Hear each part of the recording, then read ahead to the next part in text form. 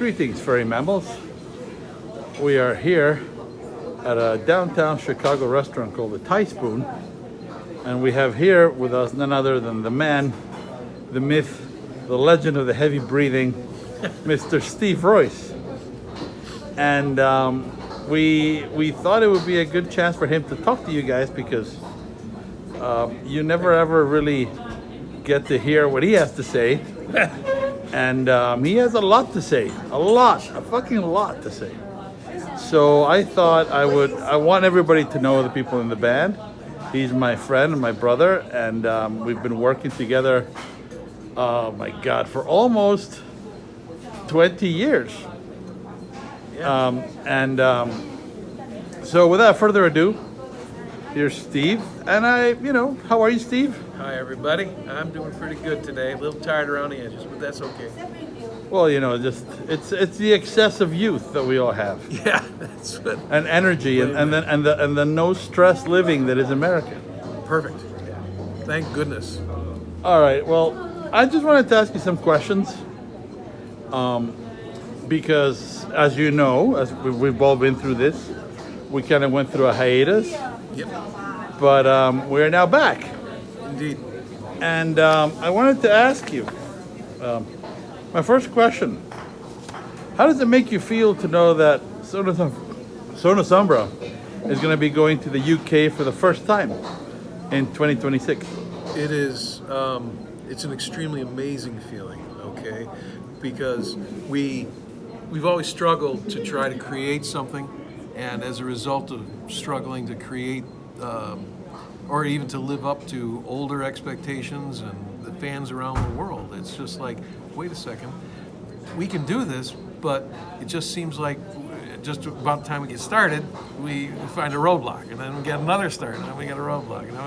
And so what feels good right this second is the core is really starting to come together, and knowing that we'll be in the UK next year is just such a beautiful goal, because it's just a phenomenal feeling. By that point in life, I intend to be retired, and so what's left but let's get out there and play some music, right? And so retiring from my regular job is what my plan is, and really looking forward to what we produce as an ensemble over the course of the next year that gets presented in the UK. Beautiful. Have you been to the UK before? Never. All right, so that's going to be awesome. Indeed.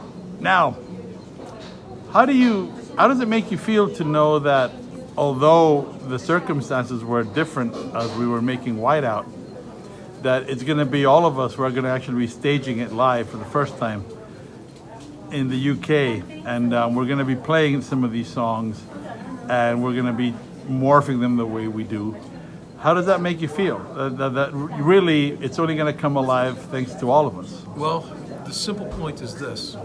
As you are aware, when Whiteout was first introduced as a musical concept, the band was a different band. And we were less likely, there was a feeling that was less likely to say, hey, let's do some political statements and that kind of, it was just not something that was embraced by everybody in the band at all. And so as a result, because we were acting more like a democratic organization, that it was like, okay, well, if everybody's not on board to do this, then you were intended to proceed, and you did. And obviously COVID knocked the crap out of all of us, and you still managed to put it together, even on the heels of, Sky Full of Ghosts, which also came out pandemic time frames. And so the point that I'm trying to make is that things have changed.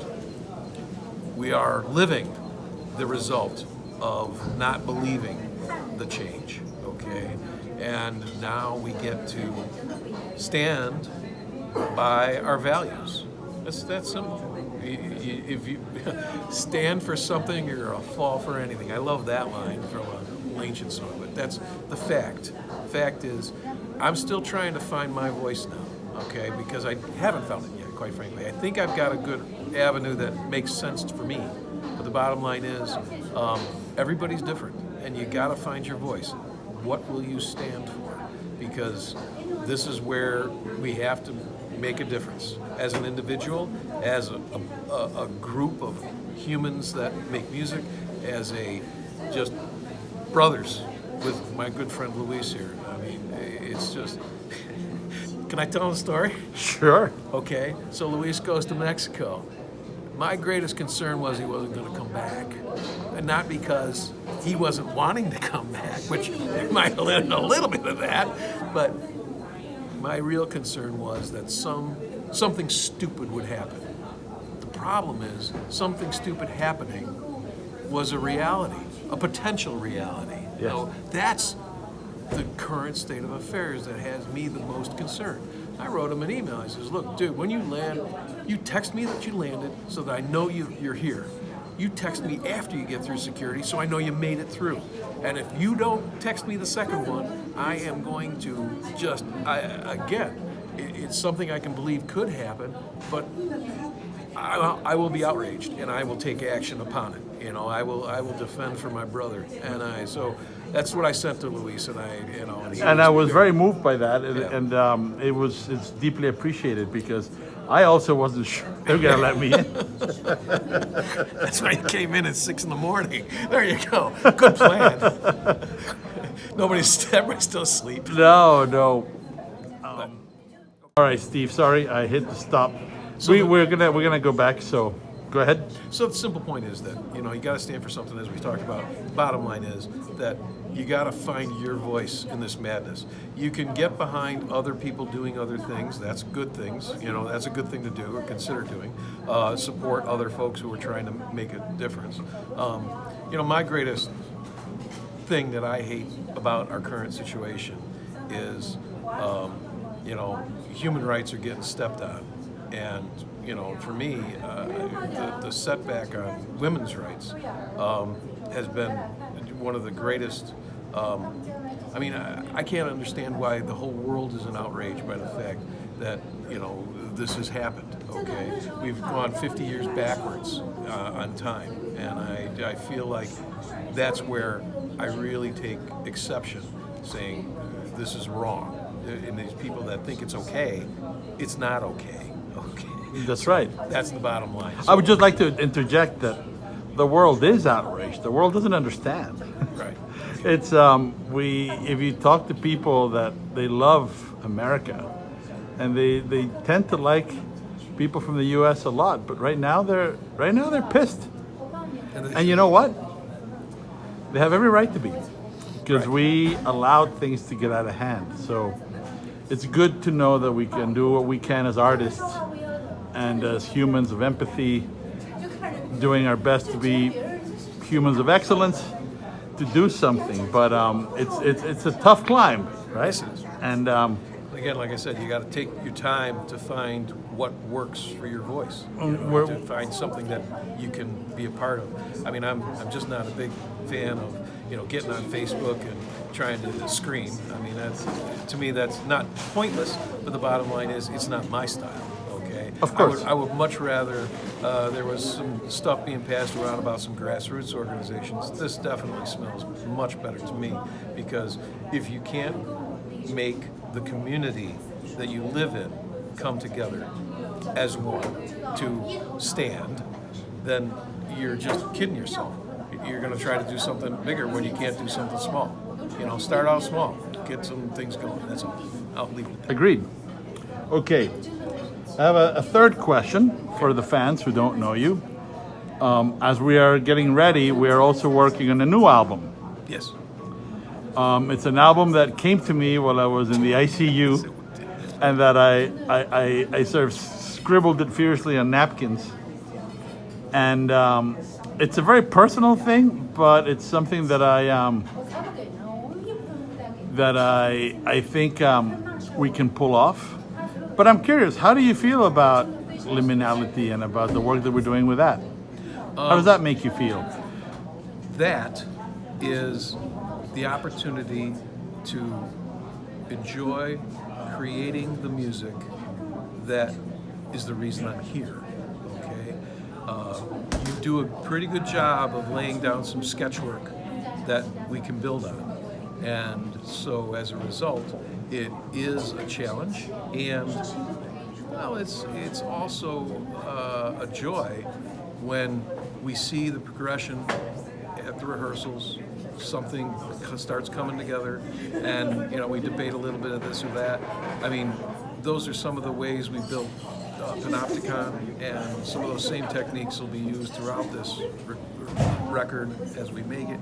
And I'm really enjoying that, because that's the process is really as much a point of enjoyment as then getting out there and performing it, because that's the ultimate. And so that's my toy. So yeah, it's an album whose central message is choose life. Indeed. So anything else? Any tips on flute playing? Or we always joke that Steve is the flutist, and he's always the guy that brings the most amount of shit to the gigs. The gear. And you've been doing sound from Mark 140 for a long time, with the help of Rich and the whole backline of Sonus, Umbra. Yes. But anything you want to say to the fans who don't know you? Well, as we get ready to go back out there? I think for anybody that doesn't know me, I'm at a stage in life where most folks want to kick back and relax and maybe not do as much, okay? My point of view has been that I've been so involved in doing other things like work and et cetera, so forth, that this is my opportunity to move forward with music, to really embrace and be more than I've ever been before in music. And what I really look forward to is learning what that really means. Because, when I look at, obviously my mentor, even though he may not know it, is Ian Anderson. I look at what happened to him and his flute playing over the years, and it just kept getting better and better and better and better and better. And, and so to me, that's the thing where I don't perceive, well, let me go, as long as the arthritis doesn't kick in too badly, I think we'll be in pretty good shape. And so far, so good. Okay. I have it in very good authority by an expert in animals and in empathy and a true human being of excellence, that there are veterinary creams and ointments that are magical for arthritis, way better than the shit we use for humans. I may have some of that cream. So I will be sure to bring back from Mexico. There you go. And well, thank you, Steve. I mean, like I said, people normally think of Sonus Umbra, they think of me. Right. But I just want to make sure that people know us, that we are basically a band of brothers, and everybody has different opinions, and everybody has a different approach to excellence.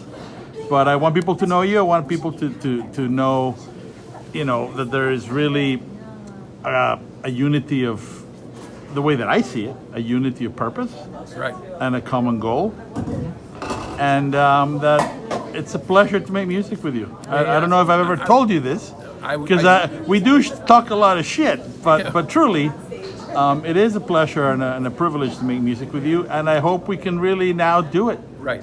There's one other comment I would really want the fans to understand about the Sonus Umbra way, okay? This is, kind of letting out, was it Gary Green who said, letting the fans watch the sausage get made, you know what I mean? Sure. Something to that effect. And so the whole point was that in our band, one of the things that I love the most is you're challenged. How is that exactly? Well, if somebody else comes up with an idea about a section of a song or something about it, there's no debate about, oh, well, that sucked, and no, we ain't going to do that. No, the Sonus Umbra way is a lot different. The Sonus Umbra way is, okay, great, if you don't like it, well, come up with something better. And so that stops the stupidity between band members in its tracks. As a result, what we wind up doing is we are all challenged to do something better. And it's a beautiful thing, because once in a while we actually find something better. And everybody has benefited from it. Yes, yeah. Exactly correct. And everybody knows this is the way, so to speak. So, Wonderful. there you go. All right, man. Well, we'll be doing more of these. There'll be lots of videos. I want people to see you play. I want people to see us rehearse. I want people to see how the sausage is made. There you go. And I want them to know that we read their messages. We are grateful for their support. And I want them to know who is the band. I'm not the band. So I want people to know the band, and I want us all to be on the same page. And thank you for your support, and we will be in touch. I'm going to turn this camera off because I'm a little bit scared of that thing in the back. He looks pissed, and he's holding a sword, and I don't know what's going to happen next. But all right, Steve, thank you very much. You are. And we will continue this series of looks at the various furry mammals that make the Sonus Umbras.